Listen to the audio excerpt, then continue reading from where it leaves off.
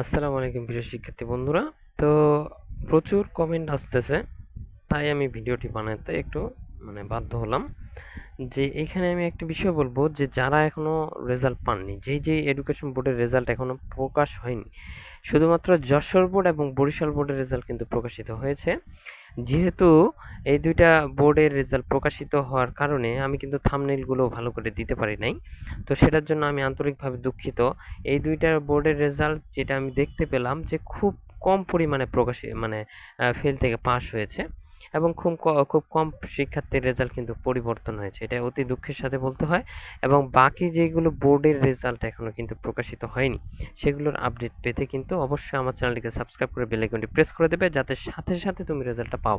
আমি কিন্তু রেজাল্ট আসার সাথে সাথে আমি কোনো দেরি করার চেষ্টা করি না। আমি সাথে সাথে ভিডিও আপলোড করার চেষ্টা করি, কারণ অনেক শিক্ষার্থী অনেক আশা নিয়ে বসে আছে, তাদের যাতে একটু উপকার হয় এটা আমি চাই। এবং এখানে একটি বিষয় বলবো যে তোমরা যারা এখনো বাকি এডুকেশন বোর্ডের কিন্তু যে ওয়েবসাইটগুলো রয়েছে, প্রত্যেকটা ওয়েবসাইটে কিন্তু আমি লগ ইন করা, প্রত্যেকটা ওয়েবসাইটে কিন্তু আমি ঢুকে আছি।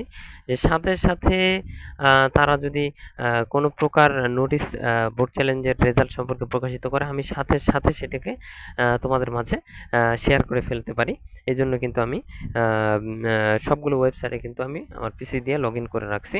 তো একটি বিষয় আমি বলবো যে তোমরা যারা এখনো রেজাল্ট পাওনি, একটু ধৈর্য ধরো। আর কিছুক্ষণ পরে হয়তোবা সব বোর্ডের রেজাল্ট প্রকাশিত হবে। যেহেতু এই দুইটা বোর্ডের রেজাল্ট যেহেতু অল্প পরিমাণে, অল্প সংখ্যক, সেক্ষেত্রে এরা খুব তাড়াতাড়ি আমি মনে করি যে প্রকাশ করে দিয়েছে। ৮-৯ পৃষ্ঠার রেজাল্ট শিট একটা। গত ২৩ সালে যেহেতু তোমরা দেখেছো, অনেক ঢাকা বোর্ডের রেজাল্ট একটা বিস্তারিত ১০০ প্রায় ৯৩ পৃষ্ঠার, কোনোটা ১০০ পৃষ্ঠার উপরে, কোনোটা ৬০ পৃষ্ঠা, ৭০ পৃষ্ঠার, এরকম করে তারা কিন্তু রেজাল্ট শিট প্রকাশিত করে। তাই কিন্তু একটু দেরি হতেই পারে। সুতরাং একটু তোমরা অপেক্ষা করো। এবং তোমাদেরকে একটি বিষয় বলবো, যারা ওয়েবসাইটে কিন্তু এরা কিন্তু এডুকেশন বোর্ডগুলো কিন্তু এখনো রেজাল্ট শিট আকারে কিন্তু প্রকাশ করবে, তারপরে কিন্তু তারা আমি মনে করি যে ওয়েবসাইটে আপডেট করবে।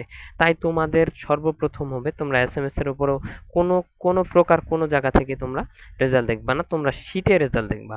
কারণ এই শিটটাই হচ্ছে মূল রেজাল্ট। এইখানে যদি তোমার রেজাল্ট চেঞ্জ হয়, ওইদিকে তোমার রেজাল্ট চেঞ্জ হবেই, এটা 100% শিওর। আজ না হোক, কাল না হোক, পরশু না হোক, তোমরা যে কোনো রেজাল্ট ওয়েবসাইটে গিয়ে যদি তোমরা তোমাদের রেজাল্ট চেক করো, তো ওইটা রেজাল্ট যদি চেঞ্জও না হয়, তোমাদের কোনো চিন্তা করার দরকার নেই। এই লিস্টটাই হচ্ছে মেইন।